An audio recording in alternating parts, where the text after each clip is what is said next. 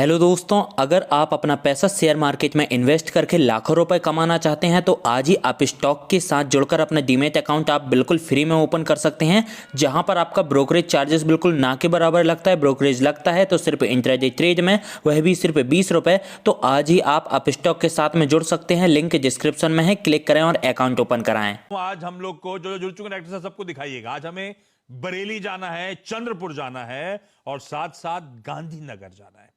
सब जुड़ चुके हैं आपकी स्क्रीन पे। सबसे पहले बरेली से नमिता जी स्क्रीन पे नजर आएंगी। नमिता मैम, हाय, गुड आफ्टरनून। ये कौन सा बरेली है, एमपी वाला कि यूपी वाला?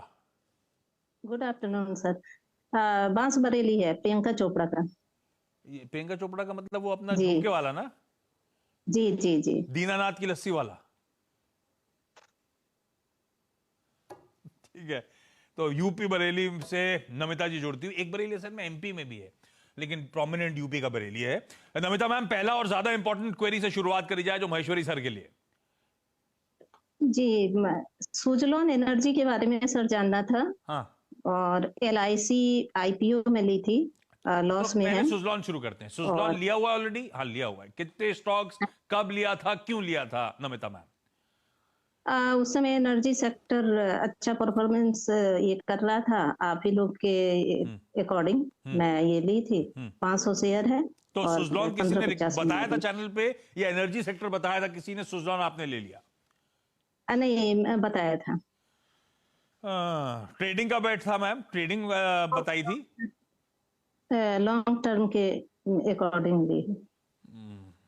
आशीष सर, ये तो मामला पस्त पड़ गया है भाई। किसी के कहने पे लिए थे हम। 15 रुपए की खरीद हुई थी, दो, एक तिहाई कैपिटल वाइप आउट हो गया। 10 रुपए पे इस समय स्टॉक कामकाज करता हुआ। लॉन्ग टर्म के लिए नमिता जी ने सही स्टॉक पे दाव लगाया भी था सर क्या? और अब लगाया भी अगर सही था तो एक तिहाई तो वैल्यू इरोड हो गई है। क्या करना है सुजलॉन में? रखना चाहिए, नहीं रखना चाहिए? देखिए, मैं तो short term, medium term, long term, तीनों टर्म के हिसाब से सुजलॉन पे मेरे कोई बहुत ज्यादा उम्मीदें नहीं है। हम्म क्योंकि एक आप रीजन देखिए, इसका शेयर कैपिटल जो बेस है करीब 4067 करोड़ का शेयर कैपिटल, और 2 रुपए पेड अप स्टॉक है। तो आप जस्ट सोचिए कितने शेयर हैं पब्लिक के पास में। दूसरी बात यह है कि इसमें जो पब्लिक होल्डिंग है वो ही 70% है। तो मैक्सिमम जो होल्डिंग है वो पब्लिक के पास में ही है। प्रमोटर की होल्डिंग बहुत कम है स्टॉक में, और कोई इंस्टीट्यूशन पार्टिसिपेशन स्टॉक में होता नहीं। तो सिर्फ एक आगे जाके सिल्वर लाइनिंग यही है कि आगे जाके कंपनी सेल हो जाए किसी इन्वेस्टर को, तो भी यहाँ पे आपको कुछ अप्रिशिएशन मिलेगा। बट मेरी सलाह रहेगी कि फिर भी उस इवेंट के लिए आप वेट करने की बजाय, क्योंकि मार्केट में काफी दूसरी इन्वेस्टमेंट अपॉर्चुनिटी है, तो वहां निवेश करें तो बेटर रहेगा। तो मैंने आपके लिए आइडेंटिफाई किया, इसकी बजाय आप धनलक्ष्मी बैंक के स्टॉक में निवेश कर दो, जो 20 रुपए का स्टॉक है। सिर्फ 500 करोड़ के मार्केट कैप पे ही आपको बैंक मिल रहा है। 10 रुपए पेड अप शेयर 20 रुपए में मिल रहा है। बुक वैल्यू 30 रुपए है, और एक टर्न अराउंड केस है। और जिस हिसाब से बैंकिंग स्टॉक्स में रुझान बन रहा है, तो मुझे लगता है इस स्टॉक में बिल्कुल पोटेंशियल है अगले 1 साल में 30 रुपए के लेवल छूने का। तो आपका जो लॉस है वो भी रिकवर होगा, और आगे जाके आपको मुनाफा भी मिल सकता है। तो सुजलॉन की बजाय यहाँ आ जाए। भाई, सुजलॉन एनर्जी में मैम एग्जिट करना है। ये बात सही है कि बीच में बस बड़ा स्ट्रांग हो गया था कि कोई खरीद लेगा, इस तरह की अटकलें लगती रहती हैं, इवेंचुअली शायद हो भी, पर इस पे ना कोई फंडामेंटल व्यू बन रहा है, मीडियम टर्म लॉन्ग टर्म कोई नजरिया बन नहीं रहा। सुजलॉन से बेहतर है वो जो लॉसेज हैं उसको बुक कर लें और निकलें सुजलॉन से। छोटे टिकट साइज वाला ही स्टॉक अगर पसंद था इसीलिए सुजलॉन में घुसे थे, तो बढ़िया तरीके से आशीष सर ने ऐसे ही एक छोटा टिकट साइज वाला स्टॉक दे दिया। 20 रुपए का धनलक्ष्मी बैंक, जो शायद इस साल 30 रुपए तक जाने की गुंजाइश रखता है। तो सुजलॉन के लॉस की भरपाई और शायद कुछ कमाई भी हो जाएगी। स्विच करना ज्यादा बेहतर है, एटलीस्ट फंडामेंटल्स अगर मैं देखूं तो ये व्यू बनता है अरिहंत कैपिटल का। नीतू जी, गुड आफ्टरनून। गांधीनगर से नीतू आहूजा जी स्क्रीन पे नजर आएंगी। नीतू मैम, पहली क्वेरी कौन सी? जी सर, मेरे पास ड्रीम फॉक्स के 100 शेयर है 469 की प्राइस पर। और ये क्यों लिए थे मैम? मतलब क्यों से मेरा मतलब लंबी अवधि के लिए या किसी और लॉजिक से? 1 और 2 ईयर लंबी अवधि के लिए। हाँ 1 या 2 साल के लिए मैं रख सकती हूँ इसको। हाँ, ठीक है, 1-2 साल का टाइम होराइजन, लंबी अवधि का कॉल है। ड्रीम फोक्स लिया, कितना समय हो गया नीतू मैम लिए हुए? ये मैंने आफ्टर लिस्टिंग खरीदा है। लिस्टिंग के बाद खरीदा हुआ, लिस्टिंग के बाद तो ये मेरे ख्याल से 550 तक गया था। हाँ थोड़ा ठंडा पड़ गया। भाई आशीष सर, पढ़ने में बिजनेस तो बड़ा इंटरेस्टिंग। आजकल एयरपोर्ट पे भीड़ भी और इनके जो लॉयल्टी लॉन्जेस हैं तो लाइनें लगी रहती हैं। हाल ये है कि आजकल वो फूड पैकेट बाहर बना के रख देते हैं रेडीमेड कि आप वो ले जाइए, अंदर तो जगह नहीं बची। ये हाल है ड्रीम फोक्स का। एक मिनट ये आशीष जी, आपका भी इंदौर भोपाल से कोई कनेक्शन है ना? जी जी बिल्कुल, इनफैक्ट हमारी कंपनी का जो हेड ऑफिस है वो भी इंदौर में ही है। और जैसा मोदी जी बता रहे थे कि जो डेलीकेसीज है इंदौर की, मतलब इंडिया में तो कोई उसका ऑल्टरनेटिव नहीं।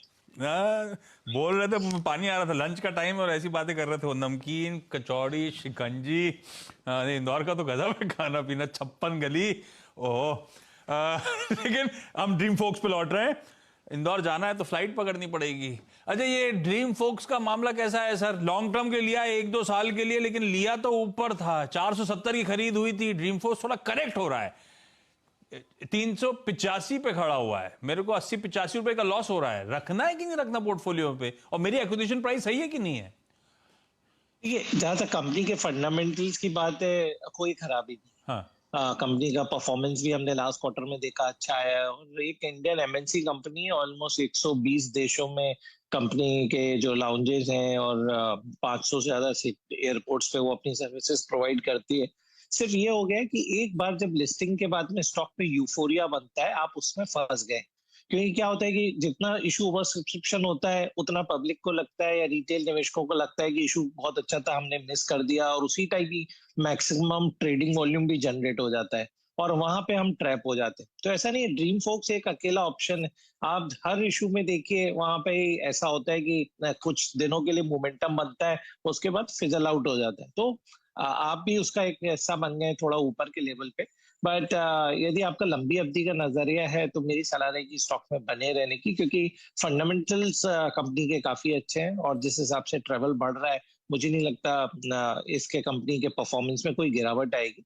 बट क्योंकि थोड़ा सा स्टॉक आपने ऊपर के लेवल पे ले लिया है, तो मेरी सलाह रहेगी 360-370 के बीच में किसी करेक्शन में स्टॉक में और मिले तो इनफैक्ट आप इसको एवरेज कर लें।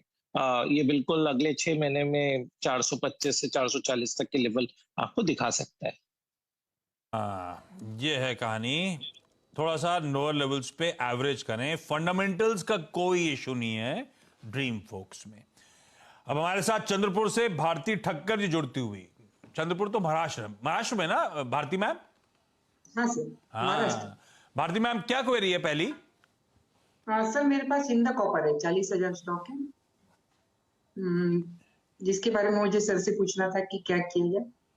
40,000 स्टॉक्स क्यों लिए थे? ये ट्रेडिंग वाला मन था या पोर्टफोलियो में रख लिया है भारती मैम हमने लंबी अवधि के लिए? किस प्रोजेक्ट से? पोर्टफोलियो में रख लिया है, इन्वेस्टमेंट के लिए लिया है। इसके इन्वेस्टमेंट की का कारण ये है कि बजट के पहले कुछ पीएसयू की स्ट्रेटेजिक सेल की जाएंगी, जिसमें कि हिंदा कॉपर को प्राथमिकता दी जा रही है। अदानी, वेदांता और एवी बिरला ग्रुप जैसी कुछ कंपनियां हैं जो कि हिंदा कॉपर के लिए आक्रामक बोली कर सकती है। अगर स्टेक सेल की कोई भी खबर आती है तो हिंदा कॉपर की शेयर की प्राइस बढ़ेगी, जिसकी की उम्मीद हम बजट से पहले कर सकते हैं। और हिंदा कॉपर को खरीदने का दूसरा कारण ये भी है कि इलेक्ट्रिक व्हीकल के कारण कॉपर की डिमांड काफी बढ़ेगी। जैसा कि हमने देखा है कि पिछले साल की तुलना में इस साल दो पहिया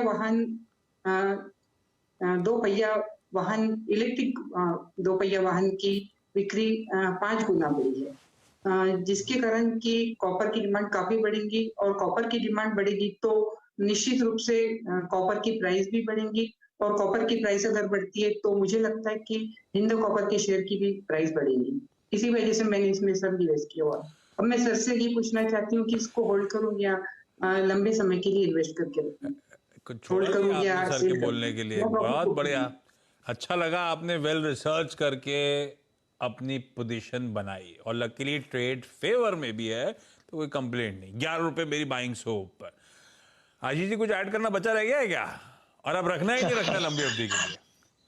बिल्कुल, इनफैक्ट बहुत प्रसन्नता होती है कि इतने इन्फॉर्म्ड इन्वेस्टर, इतना अच्छा उन्होंने रिसर्च करके अपना इन्वेस्टमेंट डिसीजन लिया है, तो बिल्कुल मैं सपोर्ट करता हूँ मैडम को। मैडम, सबसे पहले तो कॉम्प्लीमेंट आपको कि आपने इतना उस स्टॉक के बारे में स्टडी किया।